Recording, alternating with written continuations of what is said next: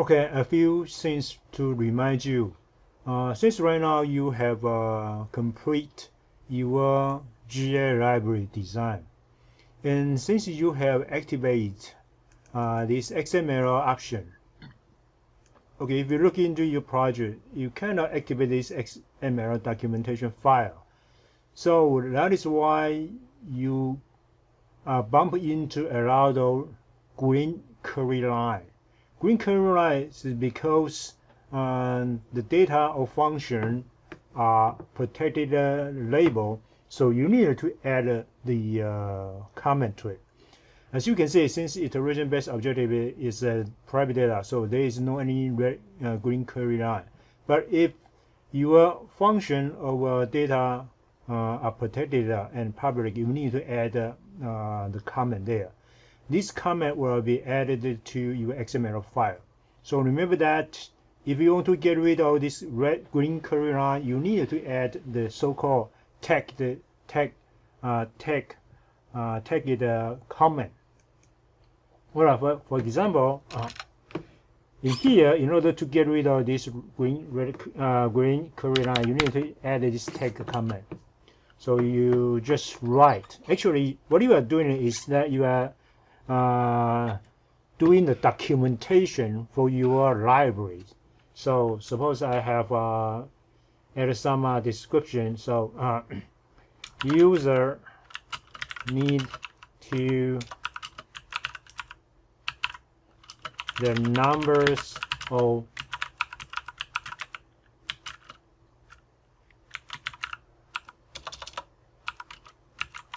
evolved by the genetic algorithm. So since this property is public, so the documentation asks you must provide information for the description of this data, or probably that might be a function. For example, right here you have function right here, right? So in order to get rid of the green curly line, you need to provide this kind of text comment. So user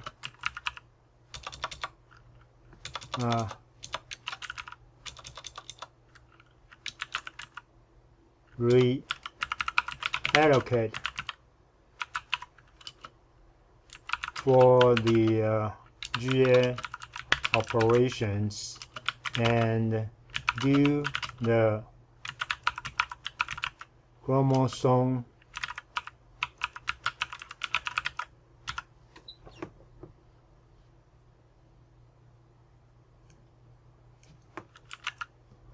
Alright, okay. So you need to add, anyway, you need to add the tagged comment in order to do the XML documentation. Okay, that is why you have green curly line came out. So similarly, if you specify a unique, right? So you should add a comment here. The mutation operation mode. And for each item in the information, you need to add this so-called tagged comment for each one of them. All right, so the mutation rate is based on the number of genes.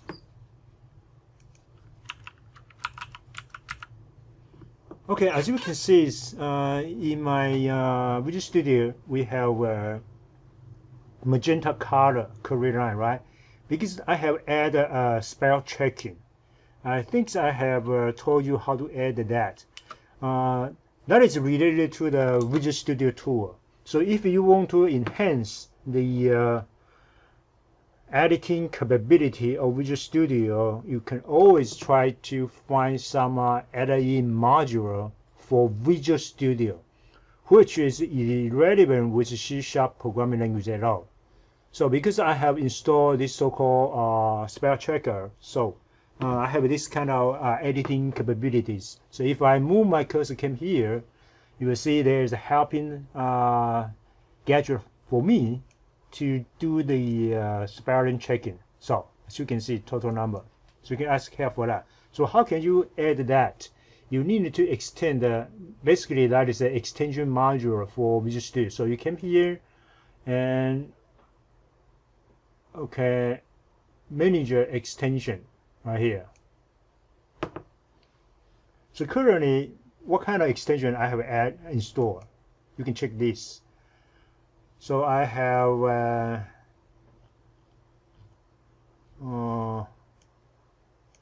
a spell checker. I have a spell checker installed. So if you have not installed this spell checker, you can click on this online and search for it. Spell check. As you can see, it will pop up this extension. So extension means that extension module for your Visual Studio. So if you would like to add this spell checker extension, you can install right here. And usually an extension will ask you once you download this extension module, you need to close your Visual Studio, and in the next time when you start the Visual Studio, it will be automatically installed. Alright, so just to let you know, you can search all kind of extension if that extension really help you do the code editing or do whatever you like. Anyway, just search for possible extension to enhance the editing capability of your Visual Studio. Alright, okay, so right now you will see a lot of green current that came out. So in order to make your library much more professional, so you need to add all these documents for the user. Anyway, okay. And previously we have because the coder or the project who use your library might want to check the current chromosome value, right? So in that time, chromosome is private, it's protected within our class family, but we do provide a public property so that the user can use this chromosome to check the current content, right? But since it is not like the parameter which will be set to public and let the user modify it. So basically, the differences between these properties and the rest of the property is that the rest of the property we will let the user change the value because that is the parameters of a genetic algorithm, right? But some properties should be only accessed by the user when they need to check the value. So we are not going to let the user modify the value for it.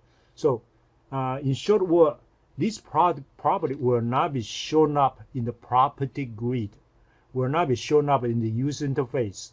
So in that case, we need to add an attribute, right? We need to add attribute browsable. Turn that to be false. So that will make this property read-only. So in your main function, in your main function, you can invoke this property and get the content of chromosome.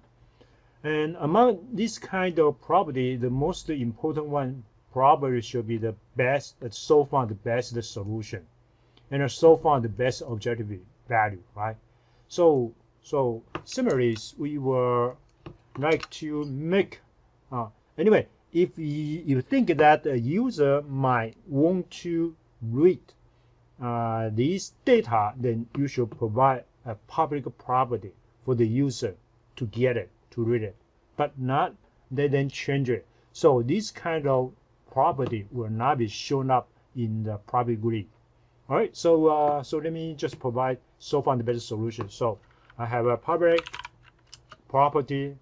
It's a double, and I call it. And you don't need to use the name, right? You don't need to. Probably the easiest way is that you capitalize the names of the property, right? And then you return the lowercase s data field. So it's the traditional way we do it, but it's not necessary that the property name should be the same as your data field name. So in here, I return the so far the best objective array, right? But in order to let the user accessify this property, maybe you like to change the name. So suppose property, I might call it current best objective value. Oh, current best objective, fine. It's totally up to you. So remember that public property is interact with the user, but intrinsically, what kind of data field name is using is all depend on determined by you. So similarly, we will add this browsable false, and also we will expose this so far the best solution for the user. So I kind of copy it and paste it to add this public property for the user to access it. And I call it probably current best solution. Right? It's simple. Simply return it. So far the best solution. And again, it's a unbrowsable. So browsable is false. So in this case, we hide, right? We hide this chromosome, so later user can directly access in the code. So we are not going to see it on the public GUI. So public GUI just show up the GA parameter, which will be interact with the user. User can feel free to change it. And once user change it, user need to click on reset, right? So what reset has been done is that we reallocate memory, and also we invoke the chromosome initialization operation, right? But probably the user might want to do some modification on the population initialization. Well, there is a cases. I mean, when problem is so complicated, the user might want to do their own initialization operation. So user might want to overwrite the randomly assigned initial population. So in that case, user has this kind of requirement.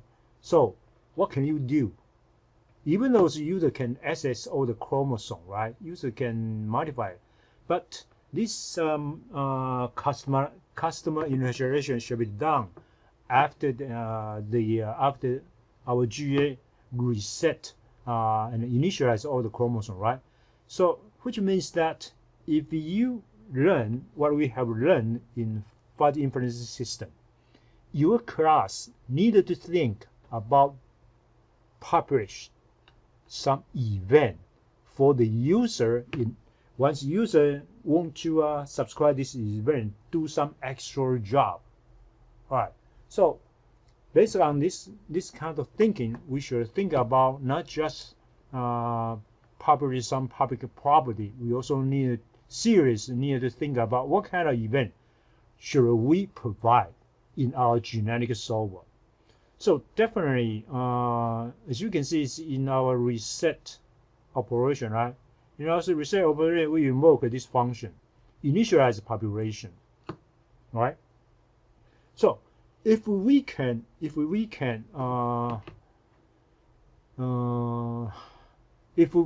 provide an event after the initialization is done, then user can do some custom initialization operation, which means that they needed to provide a function to do that.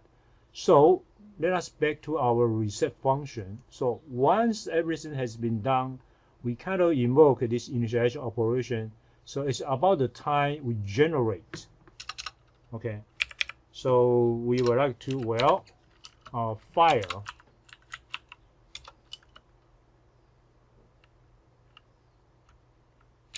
act Well, name-wise, it's depend on you. Okay, after initialization event.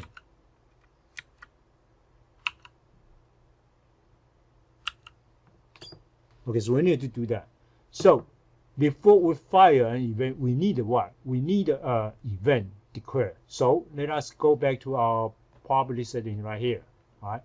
So we will clean up well for the generic GSO. We provide public event.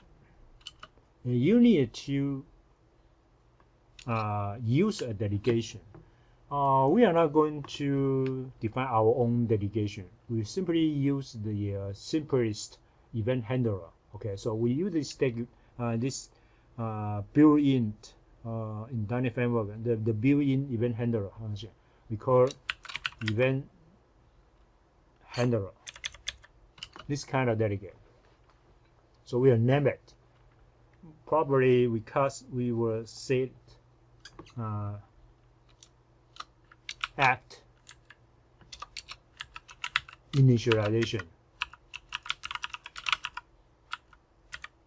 Okay, so we declare an event, right? Public after initialization. And also probably we will define an event. One iteration complete. Right? And what kind of delegate you will use for this event? Well, this is the simplest one. One iteration complete.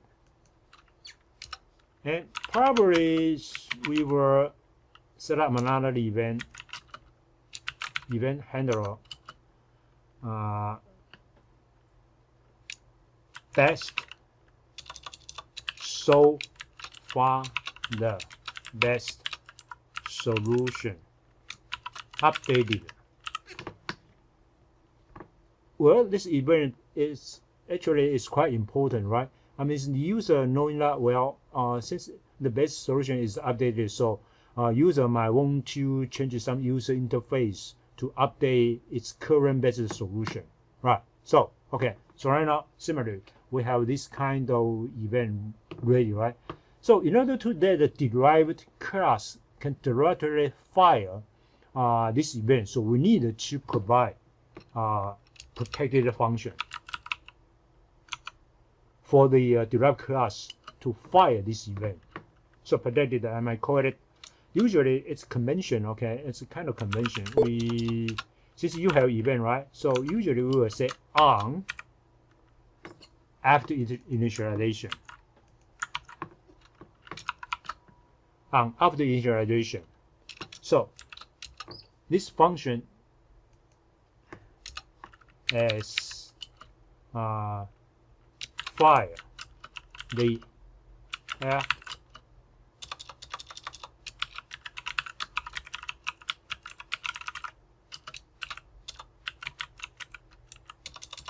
So how can you fire an event? It's simple because after the initialization, even though it is an event, actually, in fact, is a delegate. This kind of delegate. So since it is a delegate, we can call the delegated function. I mean, for those who subscribe this event, they will provide their function, right? And so, in fact, it's a collection of a function pointer. So after initialization, so you invoke that. So usually we need to check if after initialization none equal 0, none equal none. Excuse me, none equal none, which means that we do have other objects subscribe this event, so we need to fire it. So after initialization, invoke that. And since the delegate is event handler take two arguments. The first one is regarded as object. The second one is the event argument. So we simply pass back this guy. So as the sender. So we send this.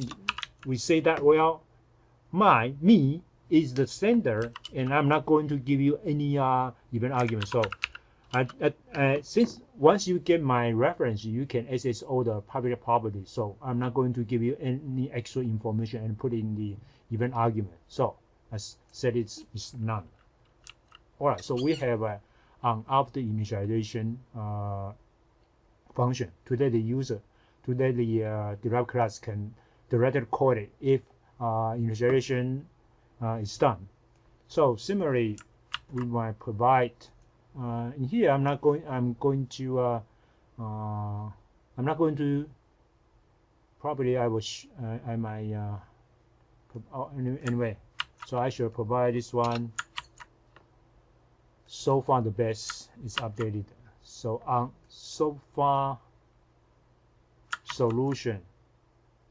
So far the best solution updated on so far the updated. Equal none.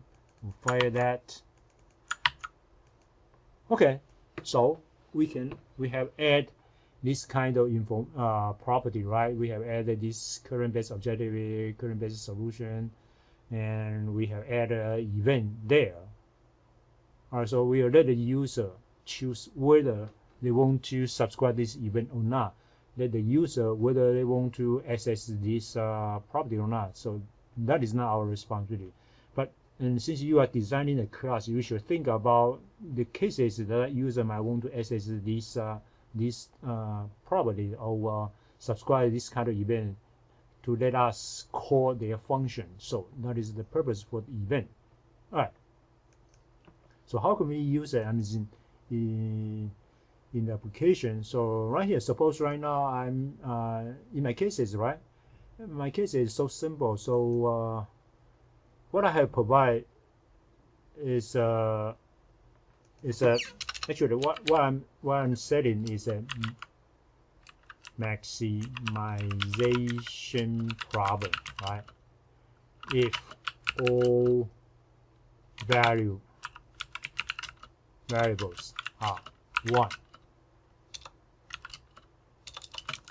not 0, it is the global best, right? So this function is basically for this optimization problem.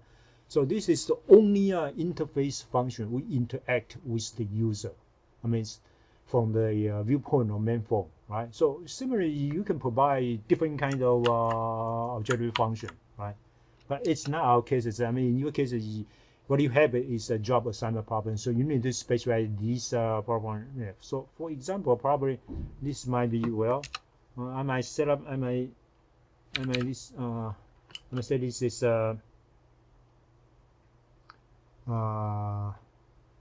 minimization problem if all variables are 0. Right. So again, you don't need to change it. Job assignment problem. It's not problem.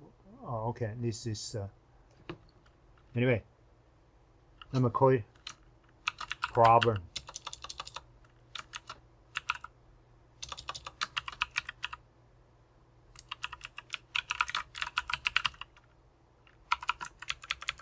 Anyway, user should supply this objective evaluation function. So it's a minimization. So actually, I kind of sum up all the variables whose value are 1, right? Okay. So in that case, if I want to invoke this minimization problem, well, as you can see,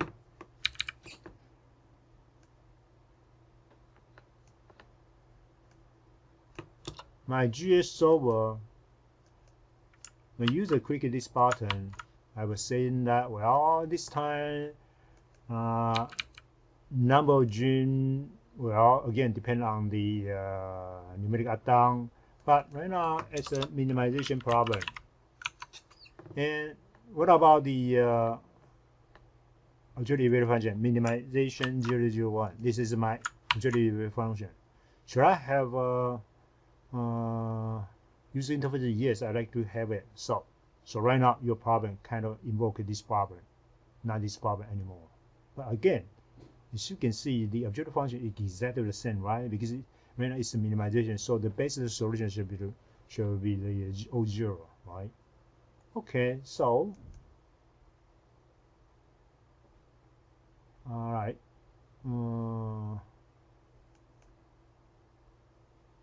So right now it's a minimization problem. So if I do not seek any change, reset everything, run to end. So it turned out to be a minimization problem, right? So again, we hit the global optima, right? So the beta algebra here. All right, so probably you have another problem. Well, we still make it that as the minimization problem too. And what I'm going to expect is that the sum equals 0, right? But for int I equals 0, I smaller than a solution length I plus plus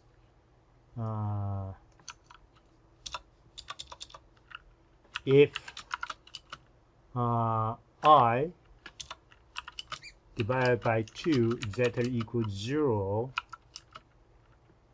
and a solution I equal 1, then sum plus plus. Otherwise, I will not add any sense. And I like to specify that as a minimization problem. So what kind of global solution should you expect? All right, let us see later. Okay, so I change it into the 2, problem 2. So right now, our GA will solve this optimization problem.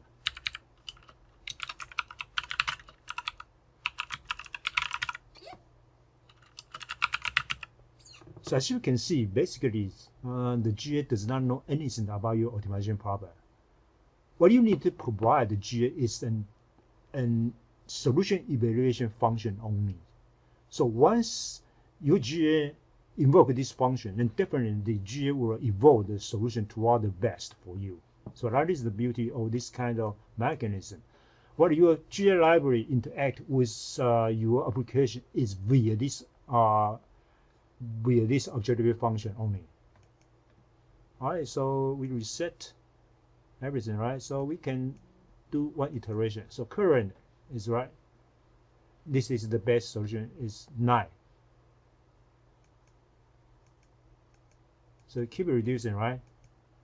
So what kind of solution will you expect if that is a global optima? The global optima value should be 0. The objective value should be 0, right? So it is almost done right now. So let me execute it to the end. All right, we hit the global optima. So this is your solution. Well, let me see. It's not good at all. Okay, so 1 0 1 0 1 0 1. Interesting. So I suspect that the objective function is not where, because I expected that the solution will be 1 0 1 0 1 0. All right, let me check about the solution. If I divide by 0 and the solution I equal 1, some plus plus.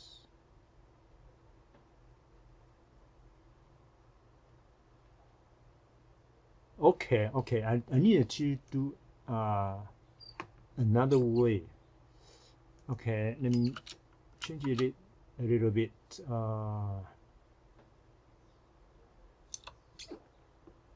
Yeah, I needed to add another condition.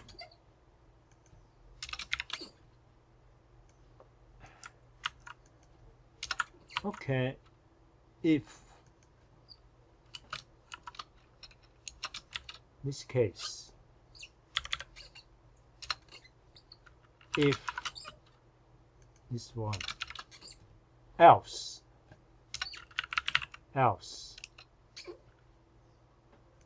if solution I equal 0. Okay, you need to carefully. I need this pair of process. You can try it. This one should be the correct logic for my problem. All right. If I is even in the even location, and I expect that should be 0. So I will expect 0 1 0 1 0 and should be our global optimal solution. So all right, so let us see what will happen. reset, one iteration. So now we specify that as a minimization problem. So run to end. All right, this is the global best solution for my problem. So I like to have this solution generator 01 01 01 01 01 00. Okay, it's global best solution right now I have. All right, suppose right now user want to show up as so far the best solution on its own user interface, not the user interface embedded with the GS solver. So that means the user needed to access the so far the best solution, right? So in that case, we need to do something. Well, let me show you how to achieve that. So suppose right now this is your application using your library, right? So we might like to have what? We might like to have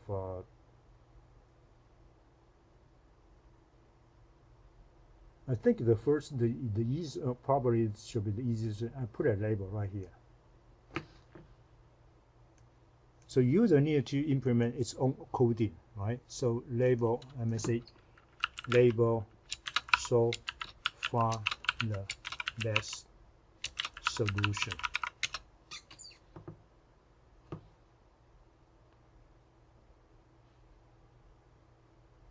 And I like to set auto size into false. Put in here. And also user want to set the font color, full color. So let's change it into this this color. All right. Okay. All right. Fine. So label. So during the computation, user like to display the so far the best solution here. So how can he do it? How can he do it? Well, as you can see, there's no any what do you have? I mean, in your code, right here. In your code right here, what you can have is only, well, my GA, right? My GA solver. So once you click on it, okay, so right now user know that, oh, okay, I have event can subscribe after initialization, one iteration complete, and so far the best solution updated, right? And also I can access population size, I can access current, I think I changed the name, current best objective, right? So current best solution. So what he think is that, well, I should subscribe the one iteration complete. Or probably I subscribe this guy. So far the best solution updated. All right, so he might click on this guy. So far the best solution updated. Subscribe event type plus equal, or properly you can prepare a function. Maybe you can direct code it. Well, it's void. Anyway, FFF. The first one should obj sender. The second one should event ARGS E. So you can prepare that function by yourself, and then you simply type plus end and put FFF on it. So you can do that totally by yourself. You don't need to rely on Visual Studio to do that for you. But again, we prefer that we let the Visual Studio do that for us, so we can add type of plus equal and then hit tab key twice, once. So Visual Studio basically just prepare this function skeleton for you. So my GS solver underscore so blah blah blah there. All right, so we subscribe this event, right? So what user need to do is that, oh, okay, fine. In this case, I will invoke the label. So what the best solution text equal what? Equal my GS solver. This is the only reference you can interact with the GS solver. Right? Come on, and then you will have so far the best current best solution, right? But again, as you can see, this current best solution actually is right. It's a byte array. It's a byte array. All right. So what you get is a byte array. Fine. It's byte array. So how can you convert that byte array into a string? No way, right? So as I explained a little bit, you need to invoke this string builder SB new it, and ask SB. So in here, for each gem is a byte be in my GA solver. So right now you kind of invoke the this property or the GA solver. So then you can use SB appended text appended a string there, right? So B comma there. All right. So once everything is done, you ask this string builder to string that.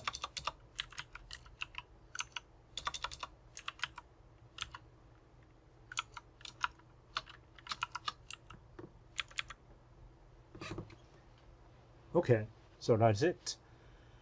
Well, think about that, because each time when this function is executed, an SB is repeatedly new, right?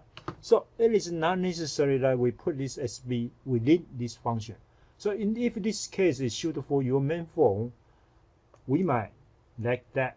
We will specify the string builder as a one data member of my class. So before I do it, I simply ask the SB clear all its buffer. So in that case, you will not let your function repeatedly renew SB. If you renew an SB, a new chunk of memory of SB will be allocated on the heap. So it is not a good programming style. So once you need it, don't put it in your function. Okay, so make it that as your data member. So in that case, string builder simply create the current content and then doing that for you. So right now, so it's okay. So let us see. Should this happen? Oh, let me see. Yeah, problem 2, right? So will it happen? Definitely it's not, right? Because in our SB, in our generic source, we did not file it. So reset it. No iteration. Definitely, so far the best solution is updated, but nothing happened right here. Your function is not invoked. Okay, because even though we in your GA solver, you do define this event. So far the best solution updated, right? You do provide this filing function. Nobody called it. Zero reference. So where should you call your so far the best solution updated? Well, definitely that should be done. This condition is identified well in your update so far the best solution, right?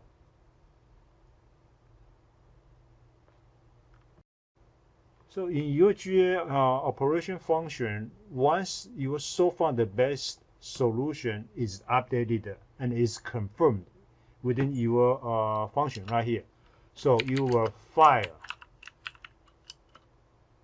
so far the best solution is updated event. So how can you file? You simply call that function on so far the best solution is updated. You call this function. This function will, in fact, will be used and shared by the derived GS solver. Okay, so you need to fire this event. All right, so let us debug it again to see if it works or not. Reset, no iteration. All right, as you can see, this is the your function, right? Your event subscription function. So now it's about to be called. All right, so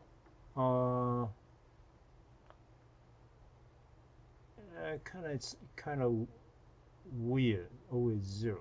All right, never mind. One iteration. I think that probably is in the very beginning. Okay, in the very beginning. Never mind. So right now you subscribe the event, right? So if the base solution is updated, then your user interface, the user interface can update it too. But let's run to the end. All right, so right now you get a solution up here. So similarly, I mean, probably user might have its own graphics display. For example, maybe a user have its own has its own charting here. So he might want to use bar chart anyway to show it. So that is the responsibility, I mean, for the user, right? So during the coding, I mean, let's go back to the code right here. So it's not just update the label. So probably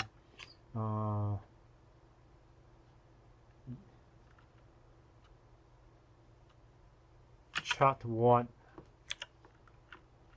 series 0 points add. So probably it's add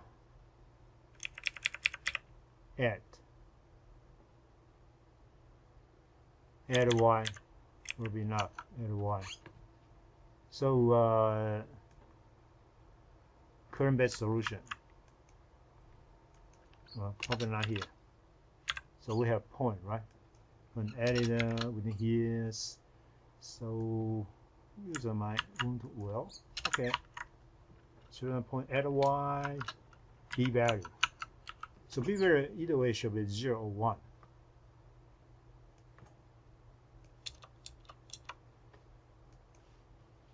Okay, so right now the customer may have its own visual display for the evolved solution, right?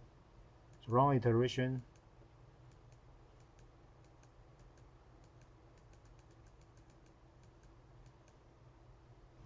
Interesting.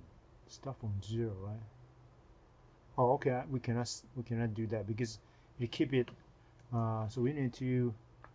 Once this should happen, we need to clean the point, right? Otherwise, it keep accumulating all the point. Clear.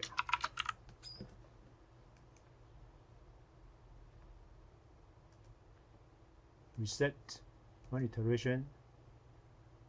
So initially, all of them are 0, I guess. So now we have this solution. 1 updated, right? Solution, best solution updated. So run to end. Okay. So great. That should be our best solution. Let me set dock again.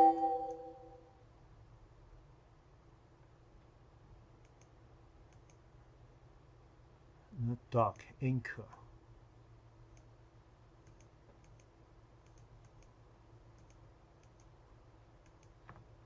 Okay, let me change a little bit about the display.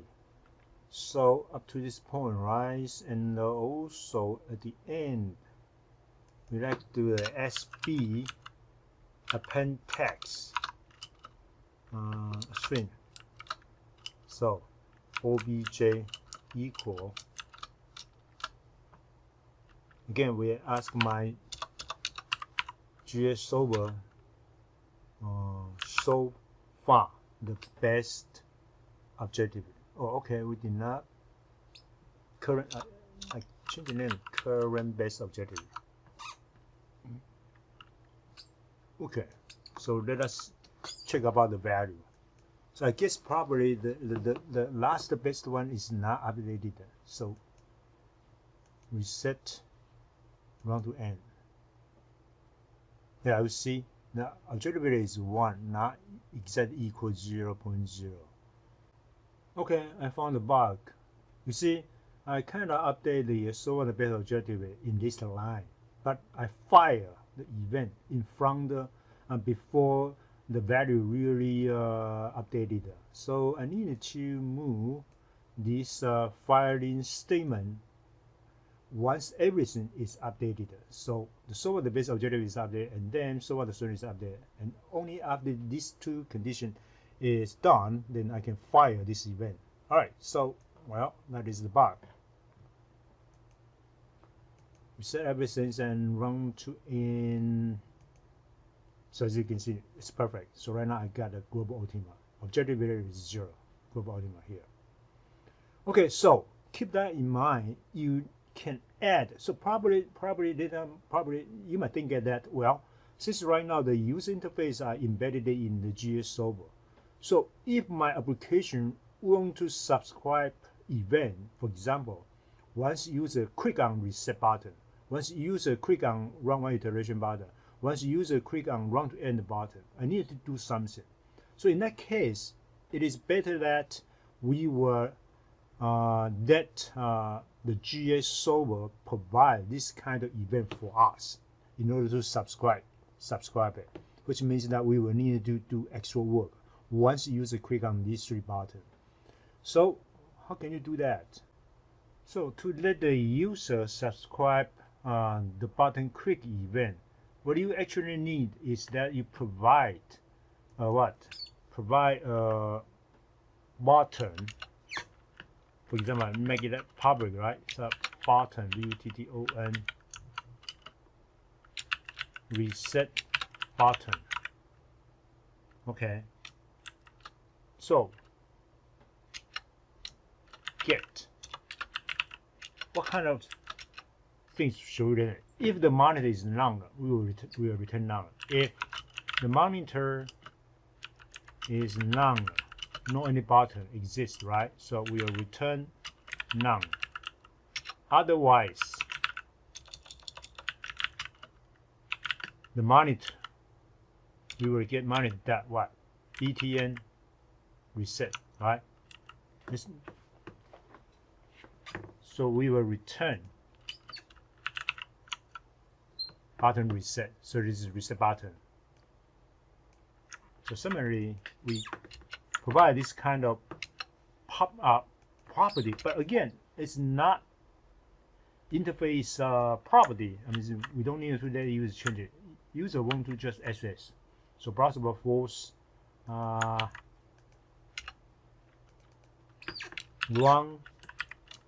one iteration button.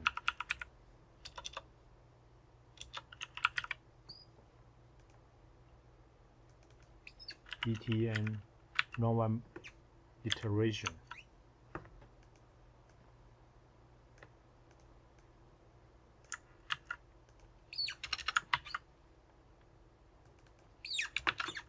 Run to end. button. Run to end. Okay, so right now we add another 3 button property, right? So in the user, if he want to subscribe this event, for example, reset, then here he needs to subscribe that event. So again, right here, my GA solver dot reset button, right? It's a reset button. It's a property of my GA solver, but since it's a button, so button do have nested event, right? So we can invoke this click event. Does it equal tab key? So since it's a reset, right? So actually we can, well, I did not want to do anything, so let me just show you. Probably I just pop out a message box showing that, well, GA reset button is clicked. That's it. Alright, so let's see what will happen. So generate GA, right? So user click on reset. Alright, so a route the process route to your function here. So you can do some extra work once the reset is clicked right here. Alright. So run to end. So we have graphics associated with the software business solution generated.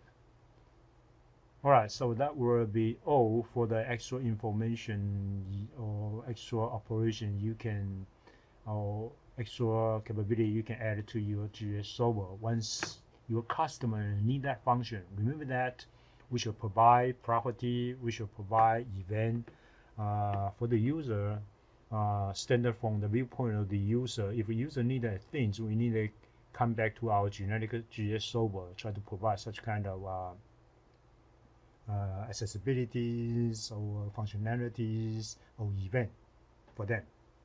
And that turned out to be a good design of your GA library. Okay.